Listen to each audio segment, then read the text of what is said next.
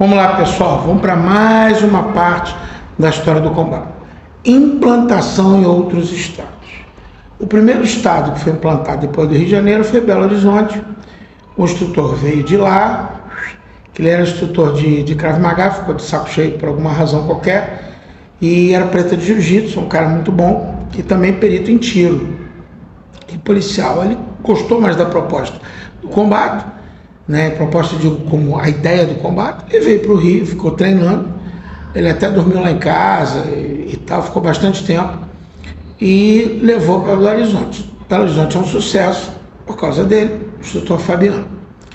E aí foi fácil, né, porque teve o Alberto Guerra, que é um grande cara, Marcos Souza, Ricardo Pessoa, foram expandindo o combate lá dentro, porque o mineiro é um cara bem patriota, talvez ele seja mais mineiro que o brasileiro, mas ele é um cara que gosta da terra e gostou da ideia do combate, da bandeira do Brasil na manga, tudo isso. Então foi fácil.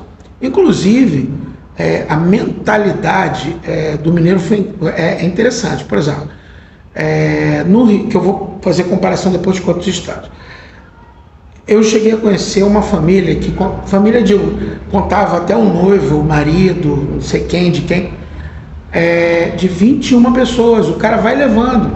Olha, queria te apresentar minha mulher, meu filho, te apresentar o meu pai e minha mãe. Cara, isso é muito, muito, muito legal. E chega a ter coisas que são até engraçadas, né? Porque uma vez, um domingo, eu saí ali de tarde, né? Não tinha nenhum shopping perto. Eu falei, cara, onde é que a gente vai almoçar? Umas 2 horas da tarde. Você vai no Rio de Janeiro? 2 horas da tarde, 3 horas da tarde, 4 horas da tarde, domingo, a maioria dos restaurantes estão funcionando. São Paulo, óbvio. Aí BH, o Alberto, ô mestre, domingo é dia de almoçar com a família sua. Não tem isso de restaurante aberto, não. E realmente, praticamente não tinha, exceto em shopping. Então você vê que a cultura do mineiro de família, ela traz o combate, né? Faz o combate crescer. Ele divulga para o irmão, para o primo. Isso é maravilhoso. Maravilhoso, entendeu? Qualquer coisa que você vai implantar com seriedade em Belo Horizonte vai crescer, vai dar flores, né? São Paulo. Agora vamos falar de São Paulo. São Paulo é um outro país. É um outro país dentro do Brasil. Por que eu estou dizendo isso? Olha só. Depois de muito tempo, eu fiz muita força para implantar o combate em São Paulo, porque no primeiro seminário que eu dei tinha 40 pessoas fazendo combate e 39 calhas. Não eram sempre os mesmos, então devia ter, sei lá, umas 45, 50 pessoas. Foi um negócio impressionante, foi em 2002. Impressionante. No Rio de Janeiro, na época, talvez, os maiores coisas, fora Forças Armadas, claro, os maiores cursos que eu dava para civis estavam faixa de 20 pessoas. Então é uma coisa que eu fiquei impressionado mesmo. Então, óbvio, eu fiz uma força danada, todo mês eu estava lá para dar aula. Com o tempo eu fui percebendo algumas características. Primeiro, cada bairro de São Paulo, ele é bairrista no sentido de, não, eu quero fazer combate no meu bairro. Eu sou da Penha, eu sou do Morumbi, eu não quero fazer um combate ali em outro lugar. Mesmo sendo sábado, eles não queriam fazer em outros bairros, não queriam se deslocar, né? Aqui no Rio de Janeiro não, por exemplo, aula sábado, vem cara de Campo Grande, vem cara de Nova Iguaçu, que é 1h30, 2 horas de distância daqui. O cara vem. São Paulo, o cara não vem. Não vem, né? Uma outra questão, o pessoal não treina junto. Aqui no Rio de Janeiro, por exemplo, no horário que teve agora, de 4 alunos, tem um aqui que ele combina e fica treinando com os outros em vários horários. O paulista não treina junto, porque todos eles têm dificuldade de se locomover e chegar a um local comum. Então, o treino da academia é o que eles vão contar. Eles não vão contar com o dever de casa, né, de treinar sozinho. Outra questão, o imediatismo. 4 me perguntaram assim, quantos seminários eu tenho que pagar para receber a faixa preta? Na hora eu me senti insultado. Todas as vezes eu falei, cara, não é assim. E o Alberto de BH confirmou que em BH isso nunca tinha acontecido, porque no Rio nunca tinha acontecido. Só que depois os meus amigos, que eu fiz grandes amigos em São Paulo, Francisco Dorco, o Anderson Rafaine, a esposa dele, a Carolina Rafaine, né? O Juliano, que é preta de combate, assim como o Francisco. Eles me explicaram que o Paulo Marcondes, que está em Santos, não é assim. O que acontece? O paulista, ele calcula as coisas de uma forma prática. Então ele pensa assim, mas ele não... então ele acaba que, sem querer, me insultou, mas não era intenção. Eles estavam pensando na realidade, quanto tempo ele levaria. Então essas diferenças de comunicação foram meio impactantes para mim no início, né? Outras questões, né? Foi dar o exame de cálie, aliás, o maior exame de cálie que eu já dei. Mais de 30 pessoas, alunos do Guru Rodrigo Ramos, que dá aula na escola dele própria, a Morte, em São Paulo. Tá? Pegou comigo a preta, a Ragdan, segundo Ragdan. Gente boníssima, somos amigos até hoje. Apesar de não ter mais contato já há bastante tempo. E eu recomendo muito a aula dele, porque é um cara muito legal. O que eu estava falando sobre isso? Peraí, perdi. Você estava dando exame, só que nenhum aluno estava com a camisa. Eu achei que o aluno estranho, até porque a gente combina que o aluno só vai fazer exame com uniforme. A maioria das pessoas falava assim: mestre, eu não sei se vai estar fazendo cálie no próximo mês. Eu não sei se... eu estou usando cálie para relaxar, cálie para viajar um pouco, cálie para... Aqui no Rio não existe isso, nem em Belo Horizonte. O pessoal usa cálie aqui, combate, tudo como arte marcial, porque pode acontecer alguma merda. E o cara precisa usar, apesar de cálie não ser defesa pessoal, ser arte marcial, nada impede que você use um aspecto ou outro. Dê uma paulada no cara, use a faca. Entendeu? Então eu achei engraçado nessa ideia de você usar uma arte marcial para descontrair, mas é um aspecto que eu tenho que relevar, né? O aspecto da arte marcial recreativa. Hoje eu já entendo isso melhor. Era 2002, né?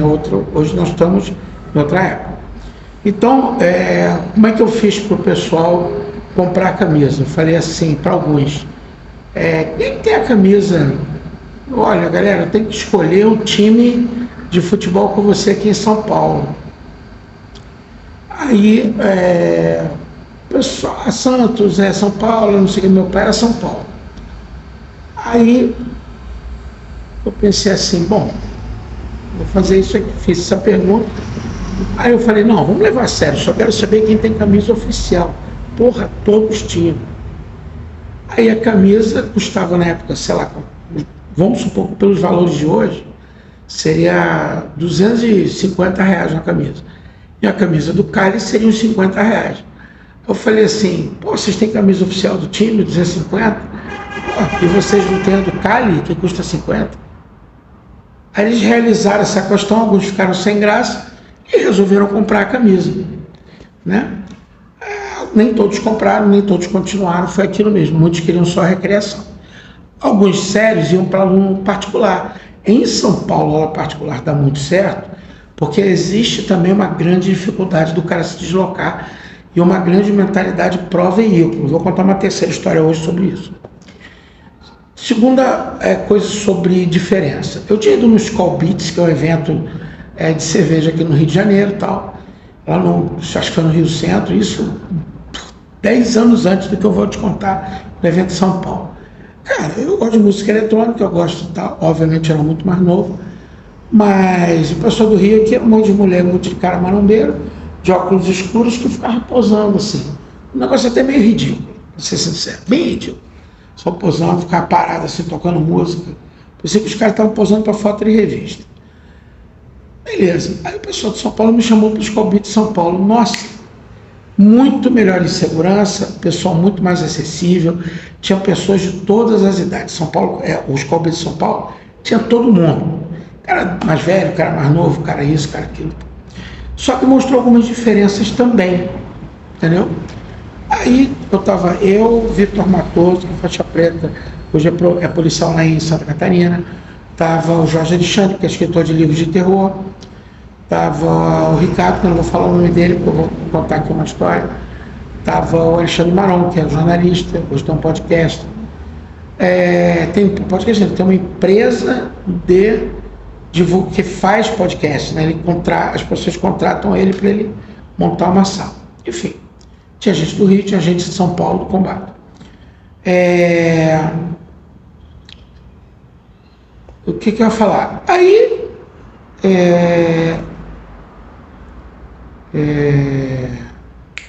até que se eu estou perdendo um fio, né? Aí daqui a pouco matou, chegou, viu a menininha lá, pá, chegou junto, pá, já chegou beijando, beleza. Ele tinha uns 20 e pouco. Daqui a pouco ele voltou, mão dada com a menina. Aí, Ricardo, a menina amiga dela ali quer ficar com você. A menina estava lá sorrindo, olhando para ele. Aí, Ricardo todo galã, cara, tudo bonitão, malhado, dragão tatuado no braço e tal. Aí, como é que eu vou chegar, não sei o que? Eu falei, ué, tu não sabe chegar na mulher assim, não? Não, tu não quer pegar a vez de dois? Faz o seguinte, vai lá e segura a mulher e dá um beijão, porque ela já está te sorrindo para você. Então, vai lá, meu irmão, vai lá. Ele chegou logo, sorriu para a mulher, deu um beijão e voltou correndo, porque ele é um garoto de 12 anos. E galera, funcionou mesmo. Quanto você tem, Ricardo? 26. Aí eu comecei a ver que. Aí depois eu vi um outro cara cantando uma menina que era do combate, muito linda. E o cara não conseguiu nada e ficou cantando, mudava flores para a mulher, presente para a mulher, nada. Aí eu comecei a ver outro. Aí um aluno meu de São Paulo veio aqui para o Rio e recebeu o bilhete da menina, né?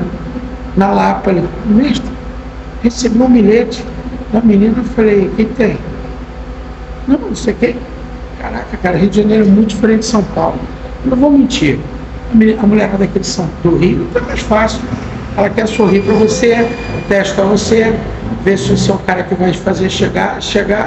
São Paulo é pessoalmente diferente, né? O pessoal que quer exibir o carro, o tal. O Rio de Janeiro malandro, chega junto lá e tudo. Eu não estou mentindo, foi uma coisa que eu assisti. E aí o que acontece? Outras diferenças culturais. No mesmo evento, teve 2 momentos que esse cara, ele bebeu e tropeçou. Então, num momento, ele pegou e molhou, assim, meio que pegou a calça de um cara. Cara, aqui no Rio de Janeiro, você cair com bebida em cima de alguém é sinal que vai ter porrada. Talvez hoje em dia tenha amenizado um pouco, mas nos anos 90 não era assim, não. Porrada certa. Eu olhei para o Matoso, ó, porrada. Aí o cara, que isso, cara, tranquilo, paz e amor, o cara tudo molhado. Eu falei, Matoso, os caras não saíram na porrada. Estranho, né? Aí daqui a pouco o mesmo cara do combate, foi o mesmo cara, tem uma rampinha, pegou a cerveja, ele saiu dali, 3 marombeiros com orelha de couve-flor de lutador de chão. Fudeu, o copo caiu assim que nem um chapéu no cara, deslizou de 700 ml, 3 caras sem camisa. Matoso, porrada, vamos chegar junto. Aí os caras chegaram, não, cara, tranquilo, que isso, cara, pô, não sei o que. O Matoso não teve porrada 2 vezes, cara. Esse pessoal de São Paulo é muito estranho. Foi o que eu pensei, né? Até me acostumar. Aí você tem essa situação, você tem outra. Eu falei assim, cara, São Paulo e Rio de Janeiro são países diferentes. Colonização do Rio, português e também escravos e império. Né? Então tem muito museu, muita coisa e tal. São Paulo, colonização muito maior de italiano, árabe, judeu ortodoxo. Aqui no Rio tem alguns ortodoxos, inclusive no meu bairro, óbvio, né? Mas a maioria aqui é reformista, então você tem, né, mais alemão. E São Paulo, como é muito grande, os caras têm bairros meio separados. Higienópolis está o pessoal aqui, Liberdade está aqui. O oriental que foi para São Paulo é o cara que foi agricultor, é o cara que foi estudar. E no Rio de Janeiro era o cara que era cidadão de 2ª classe, vendedor de pastel. Então até essa ligação do oriental, veja bem, galera, toda a sociedade tem o cara que vende pastel e tem o cara que é estudioso e é mais elevado. Toda a sociedade. Só que a gente no Rio de Janeiro veio com um tipo e para o Japão, do Japão, estava falando para São Paulo, outro tipo. Então, eu não estou sendo preconceituoso, estou falando um fato, e que toda a sociedade tem que ter, não é só que tem de um lado, foi do outro. Estou deixando claro, porque sempre tem alguém que pode ver esse vídeo que não entende o que eu estou falando, ou seja, um idiota mesmo. Então, o que acontece? Isso gera várias diferenças. Quando eu fui introduzir o Cali na ACM, o pessoal todo interessado na cultura filipina, chegou barato. A gente passando vídeo, né? Usei o computador do Chicão, que é o Francisco do outro que eu falei. Aqui no Rio, o cara fala assim, Cali, vem da onde, Filipina? Não quero saber desse negócio, não. Quero saber o seguinte, se vier um cara de MMA, um jiu-jiteiro, um cara para brigar na rua, eu paro esse cara com a faca? Eu falei, claro. Então eu vou fazer isso aí. Então São Paulo está interessado na cultura num pacote inteiro. No Rio de Janeiro, não. Entendeu? No Rio de Janeiro não tem isso. O cara está interessado apenas, exclusivamente na eficiência contra um problema. É chato que esse vídeo está grande, né? Mas eu tenho que explicar. Então, um aluno meu, o Léo Rosenthal, ele me deu várias pesquisas, e falou, essas pesquisas são fáceis, eles vão te ajudar a entender São Paulo e o Rio de Janeiro, porque ele já tinha trabalhado com marca, ele já tinha visto a diferença do Pizza Hut, do Häagen-Dazs. Häagen-Dazs em São Paulo cresceu, no Rio quebrou, entendeu? Então você tem uma diferença. Aqui em São Paulo, Häagen-Dazs é grife. No Rio você fala, meu irmão, vou pagar mais R$10 no sorvete, tem o dragão chinês ali, sujão, com água suja da praia mesmo, bonzão, tal. Em São Paulo, o cara vai num restaurante muito caro. No Rio de Janeiro, o cara vai num restaurante que ele conhece o nome do garçom, o garçom sabe o nome dele. Então tem umas diferenças que eu já tinha percebido, né? Tanto que eu cheguei num grupo, eu falei assim, galera, São Paulo e Rio são países diferentes. E o pessoal riu. Aí eu falei assim, pega no teu smartphone aí e vê quantas horas é de Londres para Paris. Aí o cara, 2h30. São Paulo para Rio de Janeiro são 5h30. Sem parada, ou 6 horas com parada. É mais do que o dobro. E as colonizações são diferentes. Eu comecei a ver que é. O teste é o seguinte, 5 perguntas que você pode fazer agora. Pode fazer agora. 5. Você tem que responder para você mesmo, né? A primeira coisa que vem na cabeça quando você ouvir essa palavra. Primeira coisa. Anota no papel. Japão. China. Esporte. Luta. Arte marcial. Violência. Pronto. Japão. São Paulo falava samurai, falou Bairro da Liberdade, falou McDonald's em japonês, um monte de coisa, alguns pratos comiam. Rio de Janeiro, sushi sashimi. Acabou. China, São Paulo, Templo Azulay, budismo, tradição, Kung Fu. Rio de Janeiro, pasteleiro, R$1,99, produto chinês. Caramba. Arte marcial, São Paulo. Tradição, disciplina. Rio de Janeiro, arte marcial, porrada. Luta, São Paulo. Tradição, esporte. Rio de Janeiro, porrada.